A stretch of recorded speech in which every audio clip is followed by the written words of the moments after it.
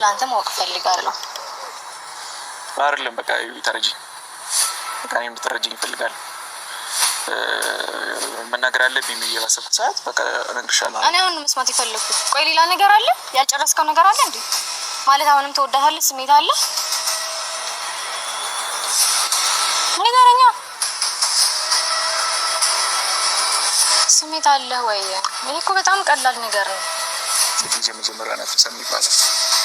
ከዛ በኋላ የሚመጣው ወንድ ግስት ያን ሰው ማስረሻ ነው ሊሆን የሚችለው። ስላለፈ ህይወትክ ንገረኝ። ከፍቅረኛ ጋር እየተጣላኸው በምንድን ነው ብላ ያብን ጠይቀው ነበረ።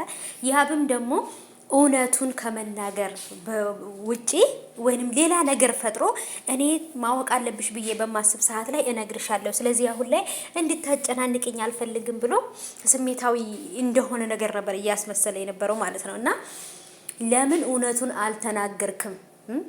በሄሉ ላይ ማግጨባት ነው፣ ሴት ደርቤባት ነው፣ በቃ ለልቧ ቦታ ስላልሰጠሁት ነው፣ ክብር ስላልሰጠኋት ነው ብለህ አትናገርም? እኔ እናገርልህ እንዴ? አንተ እኔን ብትጠይቀኝ እኮ እኔ እናገርልህ ነበረ። እኔ ለሴት ልጅ ክብር የለኝም በቃ ለዛ ነው ብለህ አትናገርም? ምን አለበት እኔን ጠይቀሽኝ ቢሆን እኔ ነበርኩ መነግርሽ፣ ከሀስ ከፈ ነግርሽ ነበር ማለት ነው። ብቻ ግን ይሁን ምንም አይደለም። ዲስ ላይፍ ነው ስላላችሁ በቃ ላይፍ ይቀጥላል ማለት ነው። በቃ ይሄ ህይወት ነው።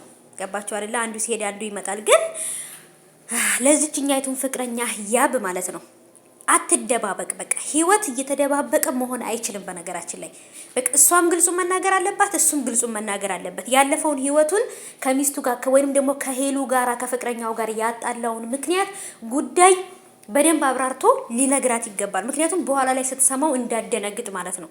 ስለዚህ ኦሬዲ ሶሻል ሚዲያ ላይ አወቀህ ነበር ከታተልህ ነበር ብለዋለች። እሷም ሶሻል ሚዲያ እያየች ነበር ያፈቀረችው። ስለዚህ ከሄሉ ጋር የተለያየበትን ምክንያት አንቺ ራስሽ ታውቂዋለሽ። ለምን ትጠይቂዋለሽ? ጉድ እኮ ነው።